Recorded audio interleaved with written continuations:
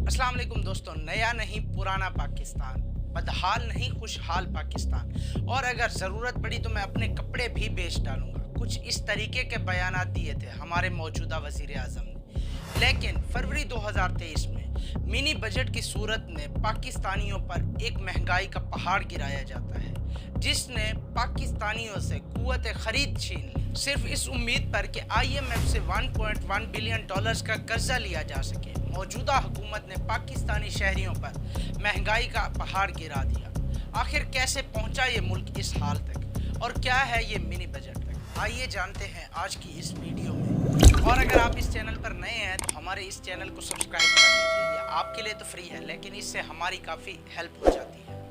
आइए चलते हैं आप वीडियो की तरफ। बजट के दस्तावेज किसी भी मुल्क की तरजीहात और उसकी अक़दार को ज़ाहिर करते हैं, और इनका बुनियादी मकसद होता है कि हम एक दूसरे की केयर करते हैं, और ख़ास तौर पर कमज़ोर लोगों की। अगर ट्रेविस रसल के इन अल्फाज को मद्देनज़र रख कर जायज़ा लिया जाए तो हुकूमत की तरजीहात वाज़ेह हैं, चाहे वो मौजूदा हुकूमत हो या गुज़िश्ता हुकूमत हो, या फिर मौजूदा बिल हो या फिर गुज़िश्ता बिल हो। वो तबके जो हुकूमत के मफादात की अक्कासी करते हैं, लिहाजा उनको नहीं छुआ जा सकता। लेकिन जब कर्ज दहिंदगान दरवाज़ा खटखटाते हैं तो बाज़ दूसरे तबकों पर बखूबी टैक्स लगाया जा सकता है और उनका खून नचोड़ा जा सकता है। शहनशाह वक्त ने इखलाक का लिबास नहीं पहना हुआ, लेकिन आइए हम ये दिखावा करते हैं कि उसने ये इखलाक का लिबास पहना हुआ है। पाकिस्तान की तारीख मईशत के बहरान से भरी हुई है, जिसकी बुनियादी वजह सियासी इंतशार और गलत पॉलिसीज़ की पैदावार है। कोई भी हुकूमत जब बजट पेश करती है तो उसकी तकरीर 3 घिसे पिटे जुमलों पर मुश्तमिल होती है। पिछली हुकूमतों ने ख़जाना खाली छोड़ा, अब मईशत को पटरी पर लाने के लिए हमें ये सख्त इक़दाम करने पड़ेंगे, और ये तमाम इक़दाम आवाम की भलाई के लिए किए जा रहे हैं। इन 3 लाइनों पर सिर्फ मुश्तमिल होती है इनकी ये तकरीर। और मौजूदा पाकिस्तानी बजट में टैक्सों के मवाक़ों पर इजाफा करने की बजाय टैक्सों में इंतहा का इजाफा किया गया। लिहाजा मौजूदा बिल पर तज्ज़िया करने से पहले आइए बजट के अमल और उसकी ज़रूरियात का जायज़ा लेते हैं। पाकिस्तान का माली साल 1 जुलाई को शुरू होता है और अगले साल 30 जून को ख़त्म होता है। पाकिस्तान के आइन आर्टिकल 80 के तहत वफाकी हुकूमत इस माली साल के सिलसिले में उस साल के टैक्स कलेक्शंस और वफाकी एक्सपेंडिचर्स को कौमी असम्बली में पेश करेगी, जिसको हम बजट भी कहते हैं। आर्टिकल 80 का ये भी तकाजा है कि वफाकी हुकूमत रवा साल जो खर्चे लाजिम आएंगे उनको भी बयान करे, और इसकी बेसिकली 2 किस्में बनाई जाती हैं, अदर एक्सपेंडिचर्स और ऑथोराइज्ड एक्सपेंडिचर्स। ऑथोराइज्ड एक्सपेंडिचर्स वो अखराजात जो कानूनन पहले से ही मंजूर शुदा होते हैं, जिसमें सदर, सुप्रीम कोर्ट के जजेस और सरकारी एहलकारों की तनख्वाहें शामिल होती हैं। और अदर एक्सपेंडिचर्स वो अखराजात होते हैं जिनकी मंजूरी लेना पार्लियामेंट से ज़रूरी होता है, जिनमें स्कूलों या अस्पतालों की तामीर या नए तरक्की याफ्ता काम शामिल होते हैं।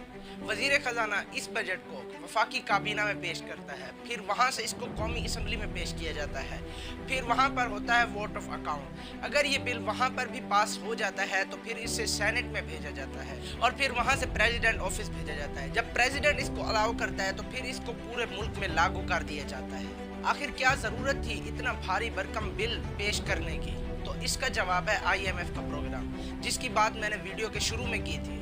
IMF का प्रोग्राम हासिल करने के लिए फेडरल बोर्ड ऑफ रेवेन्यू ने 14 फरवरी को 2 SROs जारी किए, जिनमें फेडरल एक्साइज ड्यूटी और जनरल सेल्स टैक्स में बहुत ही इजाफा किया।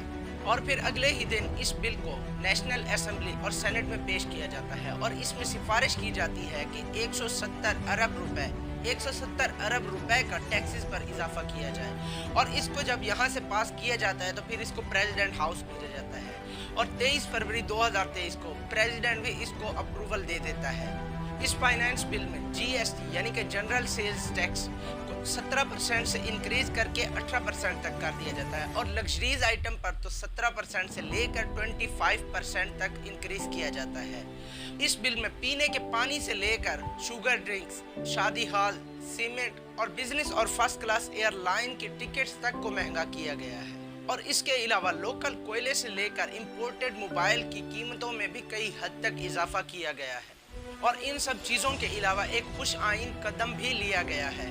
BISP यानी कि बेनज़ीर इनकम सपोर्ट प्रोग्राम के मुख्तस करदा रकम 360 अरब रुपए को बढ़ाकर 400 अरब तक कर दिया गया है। اور یہ بھی کوئی ڈھکی چھپی بات نہیں ہے کہ فیڈرل گورنمنٹ نے یہ قدم بھی IMF سے اپنا بیل آؤٹ پیکیج نکلوانے کے لیے اٹھایا ہے، اور اس سے پچھلی حکومت نے بھی گھریلو صارفین پر گیس کی قیمتوں میں 124% تک اضافہ کیا تھا، تاکہ 2023 کے پہلے 6 ماہ میں 310 ارب روپے کا منافع حاصل کیا جا سکے۔ اب یہ کہنا کہ ان اقدامات سے غریب اور متوسط طبقے پر منفی اثر پڑ سکتے ہیں، بلکہ میرا یہ خیال ہے کہ ان طبقوں کی بقا کو خطرہ ہے۔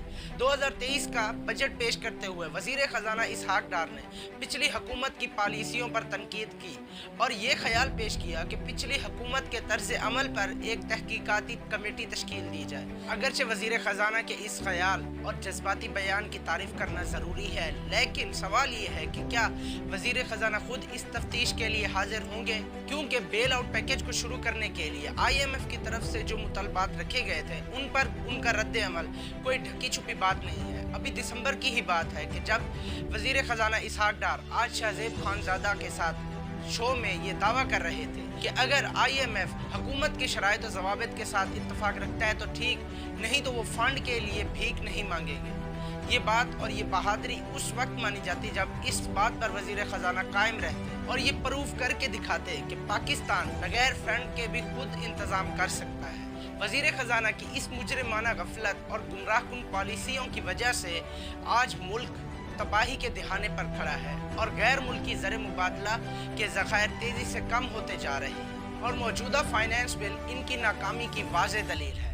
پیٹرولیم مصنوعات میں اضافہ کرنے کی بجائے ٹیکسوں کے مواقعوں کو وسیع کرنا چاہیے تھا، اور جس کی تجویز کنسلٹنٹس اور ایکسپرٹس کئی دہائیوں سے دے رہے ہیں، لیکن وفاقی حکومت نے ان میں سے کسی بھی تجویز پر غور نہیں کیا، کیونکہ محفوظ مفادات کو چھونے کی ضرورت نہیں ہے۔ آتھورائزڈ ایکسپینڈیچر یعنی کہ گورنمنٹ پر انگلی اٹھانے کی بھی ضرورت نہیں ہے، اور ڈاکوؤں کو دی جانے والی سبسڈی کو بند کرنا بھی ضروری نہیں ہے، اور سیٹ اور ان کے کاروبار کو ٹیکس ادا کرنے کی ضرورت نہیں ہے۔ لہٰذا انتخاب کے لیے صرف متوسط اور غریب طبقہ بچتا ہے، جو کہ برسوں سے اس خمیازے کو بھگت رہا ہے، اور حکومت کی گمراہ کن پالیسیوں کی وجہ سے یہ عوام اس خمیازے کو بھگتتی رہے گی، کیونکہ ہم نے سوال پوچھنا بند کر دیا ہے، ہم نے حکومت کو کٹہرے میں لا کر کھڑا کرنا بند کر دیا ہے۔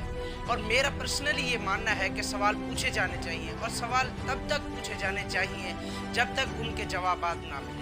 اور یہ ہماری بہت ہی بڑی غلط فہمی ہے کہ ووٹ ہماری ذاتی رائے ہے، بلکہ ووٹ ایک معاشرتی حق ہے، اور ہم سب پر یہ لازم ہے کہ ایسے لوگوں کو اوپر لایا جائے جو کہ غریب کے بارے میں سوچتے ہوں، جو کہ دین اسلام کے بارے میں سوچتے ہوں۔ روم بھی ایک دن میں نہیں بنا تھا، لیکن تباہ بھی ایک دن میں نہیں ہوا تھا۔